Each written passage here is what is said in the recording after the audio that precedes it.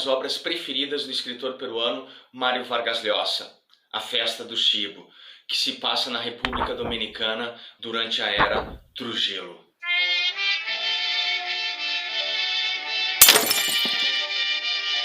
Olá a todos, sejam bem-vindos mais uma vez ao canal do blog Maná das Palavras. Aproveito e apresento o meu editor-chefe, o Jack.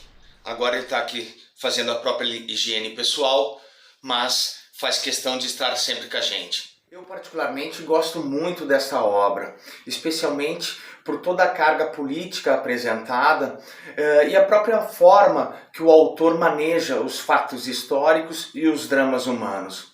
Na minha opinião, são nestas páginas que o autor demonstra toda a sua genialidade. A Festa do Chibo é uma obra ficcional de cunho extremamente histórico. Ela se passa durante o regime ditatorial de Rafael Leônidas Trujillo Molina, que durou praticamente 31 anos, do ano de 1930 até 1961. Foi um regime extremamente cruel, sanguinário e que perseguiu boa parte dos seus inimigos.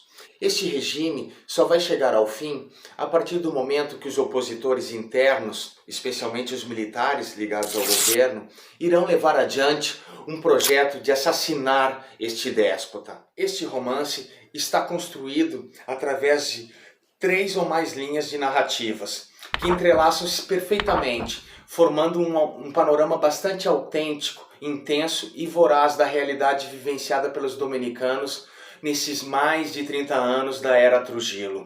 A primeira voz que eu destaco é a da personagem feminina Urânia Cabral, que abre e encerra o romance. A Urânia é filha do ex-senador e ministro do regime Agustín Cabral. Ela é uma mulher culta, bem-sucedida e que está de visita no país, após viver mais de 35 anos no estrangeiro.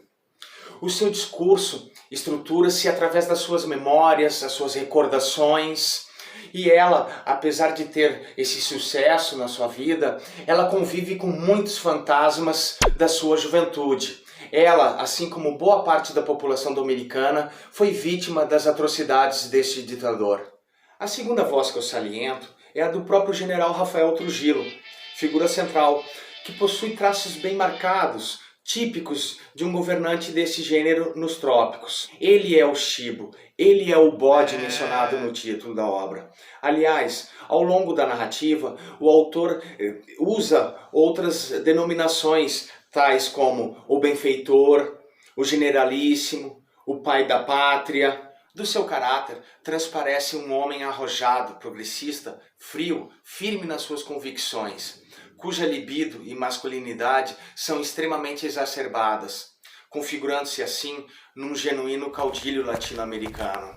Embora tenha toda essa firmeza de caráter, toda essa força, ele possui muitas frustrações e mágoas, assim como os demais personagens. Uma das suas principais desilusões está relacionada com seus 2 filhos, o Ramfis e Radamés Trujillo. Ambos são 2 bons vivants, que não partilham do próprio gosto pela política como o pai e também não pretendem trilhar o mesmo caminho que ele. Tem 2 elementos importantes que estão associados a estas 2 vozes que eu acabei de mencionar e que são extremamente importantes e sobressaem do texto. O primeiro está relacionado à memória e o segundo à sexualidade. Em relação à memória e o próprio ato de recordar, ele fica nítido no discurso da personagem Urânia. Nós vamos ver que o próprio ato de recordar ele é extremamente importante para servir quase como uma espécie de legado para as gerações futuras. Aliás, a própria obra em si é um legado, é um testemunho que fica para as próximas gerações, para não se repetir os erros deste período tão sangrento. Já a sexualidade está subjacente por toda a obra, não só durante a fala do personagem do Rafael Trujillo, e demonstra toda uma perversa ligação entre a atividade sexual e as próprias relações de poder. E neste caso, são reveladoras de uma sociedade extremamente machista, tradicional, corrupta e cheia de vícios. Como eu afirmei no princípio deste vídeo, esta é uma das minhas obras preferidas deste escritor, juntamente com A Guerra do Fim do Mundo, publicada em 1981.